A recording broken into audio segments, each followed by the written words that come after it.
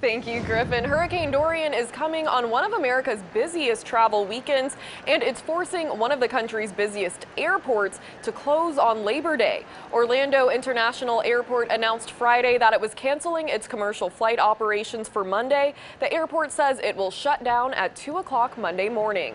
Dorian is expected to be a Category 4 hurricane when it makes landfall in Florida later that day. In a statement, the airport says it wants its 25,000 employees safe with their families when the storm hits. And many football fans also traveling this weekend, but Hurricane Dorian is forcing Boise State Bronco fans to rethink their travel plans. Today's game against Florida State is moving from Jacksonville to Tallahassee, and some of those passengers rerouted are stopping in Alabama. It hasn't made much difference to me because I'm flying into Birmingham. We've got a BSU fan, a buddy of mine in Birmingham. He'll pick me up and we'll drive to the game wherever it is. Tallahassee turns out to be a closer drive, so we're good. Daytona Beach International Airport plans to stop flight operations tomorrow night. If you're planning to head out of town this weekend, be prepared to pay a bit more at the pump. Alabama's gas tax increase goes into effect tomorrow. This comes after the legislature passed the gas tax back in March. Some of the proceeds of the tax will go towards road repairs. Cities have been finalizing their plans for what they want to use the money for. The gas tax will increase 6 cents tomorrow, then again next year by 2 cents, and again another 2 cents in 2021. You may be opting not to hit the road this Labor Day and instead head to Alabama's lakes and rivers. The Marine Patrol officers will be keeping an eye out for any kind of safety violation. At Buddy Vine's camp near Hueytown, they will have Marine Patrol nearby all weekend. Vines tells us it's one of their busiest weekends. They expect to see 100 to 150 people at the camp. Vines says he just wants to make sure everyone enjoys their holiday safely. That's always an issue in that people start having a great time on the water and they love being with family and being out in the boat, and they forget how dangerous it can be.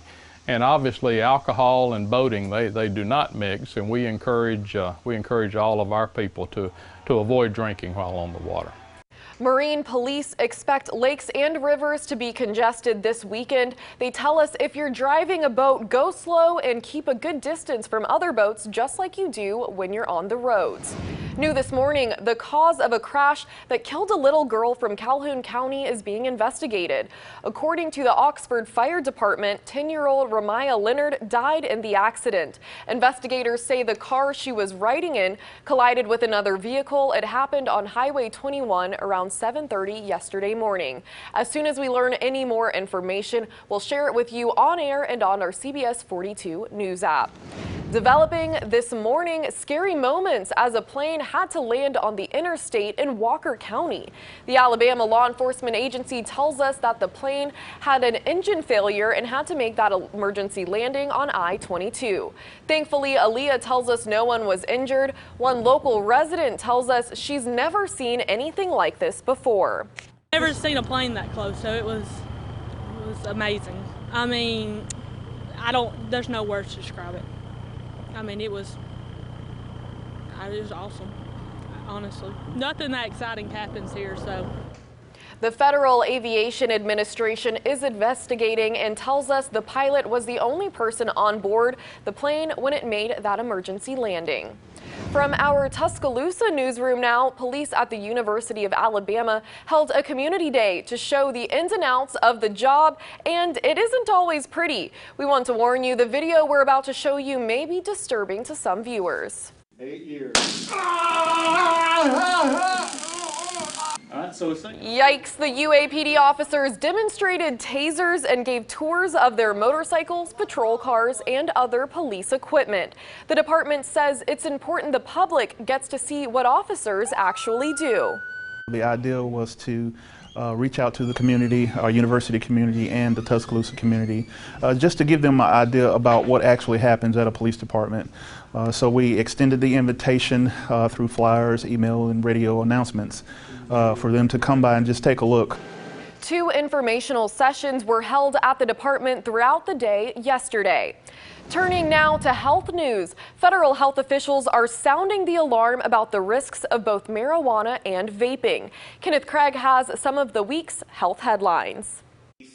A nationwide advisory from the U.S. Surgeon General warns that marijuana can damage developing brains. According to Dr. Jerome Adams, teenagers and pregnant women are most at risk. Frequent marijuana use during adolescence can impair a child's attention, memory, and decision-making. Dr. Adams emphasized that no amount of marijuana is safe during pregnancy.